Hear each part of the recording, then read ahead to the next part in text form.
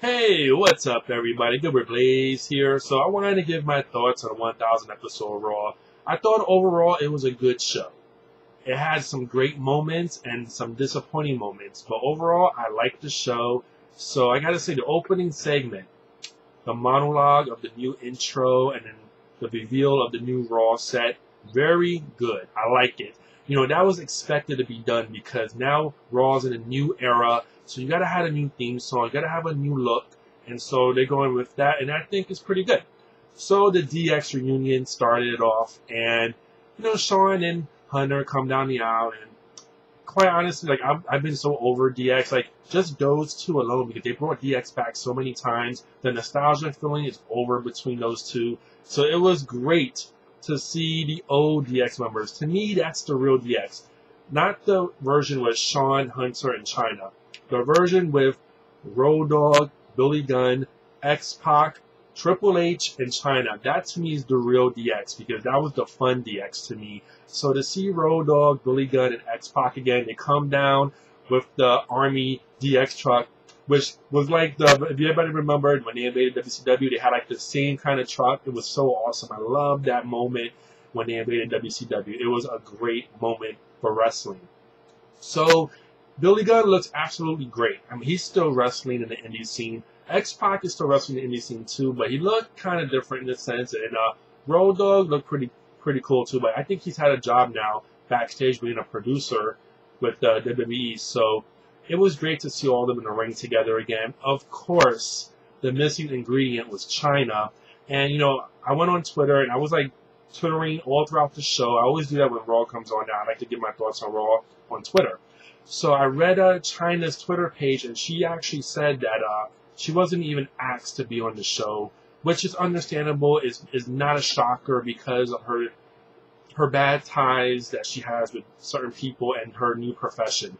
So, but she was very graceful about it, and she was really nice about it and gave them compliments. So good for her in that sense.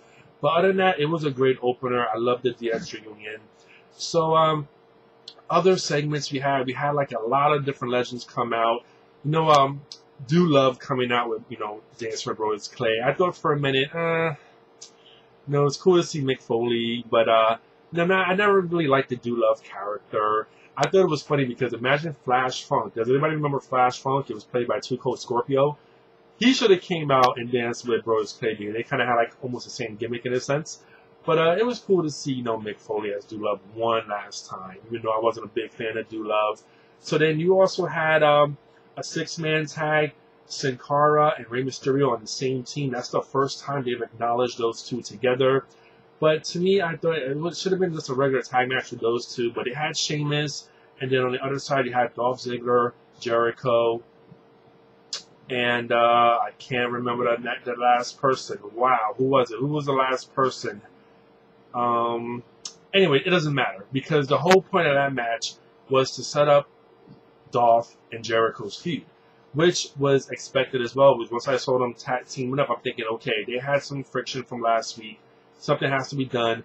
Dolph hit Jericho, cost him the match. So I'm looking forward to this because it's going to be nothing but awesomeness to see Ziggler and Y2J go at it. They're going to have a great feud. I can't wait to see that match at SummerSlam when it does happen.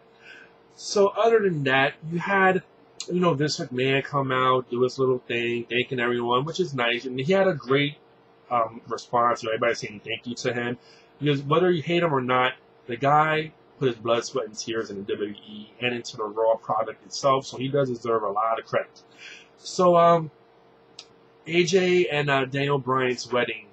Now, we all know with the history of weddings on Raw, they always end up in like some kind of dysfunction. So the fact that this had a dysfunction in a sense was expected, but no one saw Vince McMahon coming out and saying that AJ is going to be the new general manager of Raw.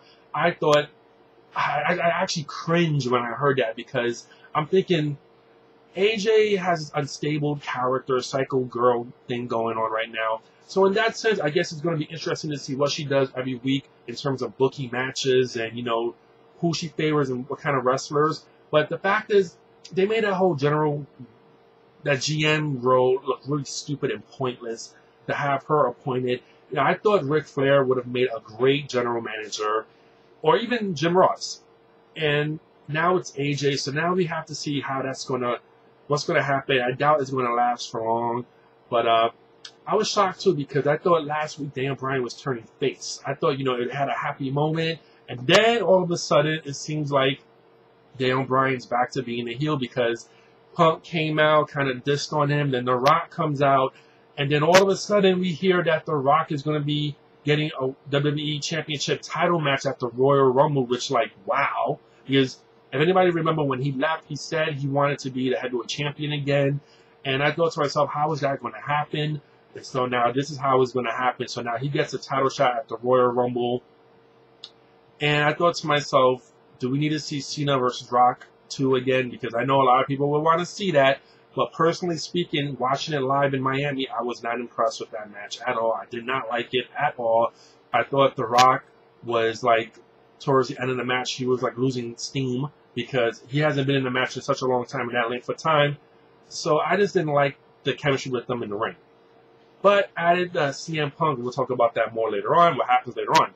But other than that, we had, like, a not too much diva interaction. You know, besides AJ, we had Layla in the back talking to AJ, and then she leaves her dressing room and leaves her diva's title like right on the table, like it's like worth nothing. If you're the champion, carry your damn title everywhere you go. You know, I wanted to see Beth Phoenix, Natalya, Eve Torres, even Kelly and Michelle McCool was supposed to have been there, but I guess they didn't show them. So the diva presence was really weak on Raw, even though we did get a backstage segment with Trish Stratus and Triple H kind of recreating their infamous scene from SmackDown, I think it was, years and years ago when Stephanie caught them and, you know, Trish Stratus was bent over. It was such a funny scene. So they kind of recreated that a little bit, which was a good nostalgia moment. And then, of course, we saw the return of Lita, who was Heath Slater's opponent. And I thought to myself, this whole build-up of Heath Slater wrestling legends will have to be an epic legend to wrestle him at the 1000 show. And it was Lita, and I love Lita. Don't get me wrong, I love Lita, and she looked phenomenal. But I kind of was disappointed because I thought this would have been a perfect moment for Stone Cold Steve Austin to come out and appear again. But he didn't. He was a total no-show, and that was one of the biggest disappointments of the night. I know a lot of people expected Stone Cold to come out. He wasn't there for some reason. I was reading some reports. Don't know if it's true or not, but for some reason he wasn't there. And all I got to say is, if it was a schedule conflict, then so be it. But The Rock can be on a 1000 show, and he's a bigger Hollywood star than you, Austin, and you should have made some kind of effort to be on the 1000 show because the fans would have appreciated you to be on that show. But other than that, you know, all the legends came out who fought Heath Slater in the past, and then Lita did her thing. The APA came out. It was cool to see that again. Bradshaw, you know, back in his APA gimmick. So that was cool in that sense. But, you know, I wanted to see Ultimate Warrior. There was no Ultimate Warrior. There was no Ric Flair. It was like, I was so shocked. I thought there was going to be some certain people that was going to be there. You know, Bret Hart came out and introduced, you know, Christian versus The Miz. And then The Miz becomes the new Intercontinental Champion. So, you know, for all the Miz haters out there, the man's won the U.S. title, the tag title, the WWE Championship, and Intercontinental title. So he has an impressive title, you know, history with the WWE now. I mean, he's won a lot of titles, so good for him. Still not too big on the Intercontinental title, but maybe we'll see what he can do with that. Other than that, we saw the return of The Undertaker. Once Kane came out and Jinder Mahal and his crew was running their mouth about how they wanted an opportunity, kind of figured that The Undertaker would come out and form the Brothers of Destruction one more time. And it was cool seeing Taker do his thing, you know, and now I guess he won't appear until the next WrestleMania, when hopefully probably Brock Lesnar faces him. And speaking of Brock Lesnar, he finally makes his return to the WWE. Triple H gets all serious and goes back to serious mode. Paul Heyman comes out, starts talking about his family. Then we see the return of Stephanie, and Stephanie looks, wow, stunning, Stephanie, stunning. So she finally gets her licks in on Paul Heyman, and I thought to myself, this was a perfect opportunity for Sable to come out and catfight with Stephanie. It did not happen. Another bummer, another disappointment for me. I wanted to see Sable. That would have been great. But other than that, it was funny to see Paul Heyman get his ass handed to him by Stephanie. And then Brock and Triple H go at it. So definitely they're going to face each other at SummerSlam now. That's a done deal. I think that's going to be a great match. But, you know, Rock needs to win that match because he can't lose back-to-back matches. It will kind of just kill his run in a sense. So other than that, it was a lot of good moments. And I thought to myself, with Cena versus Punk, I thought to myself, okay, you know Big Show is going to come out. Like I said in my last video, Big Show had to come out and appear. And he sure did, sure enough. Cena cashes in the Money in the Bank. Now, the big question is, a lot of people are talking about Cena cashing the Money in the Bank. So does that mean he doesn't have Money in the Bank no more? Does he still get an opportunity because the match he won by disqualification? I think it's a done deal. I think WWE made a statement saying how Cena did cash in Money in the Bank. He lost his opportunity. It's a done deal. So that means Cena becomes the first person to cash Money in the Bank and not win the title. So that's a good thing that he did that for Cena because Cena can recover from that. He doesn't need that Money in the Bank, you know, to elevate himself. So that's a great cool for them to have Cena be the first person to not cash in and win the heavyweight title with the Money in the Bank briefcase. So other than that, if I missed anything, let me know. Let me know your thoughts on what you thought about the 1000 episode. Overall, like I said, I thought it was a good show. It was good at times. It wasn't spectacular, but it was good to see, and I'm looking forward to the new era of Raw. So that's my thoughts for now. Punk teased a heel turn, and you know, the King left the air saying that the Punk turned his back on the WWE Universe. So I'm guessing Punk is going to be a heel now, which is awesome. Punk as a heel is fucking awesome. And I hope he faces The Rock at the Royal Rumble and not let it be Cena. So more on that later on. So other than that, let me know what you guys all think. Talk to y'all later. Peace.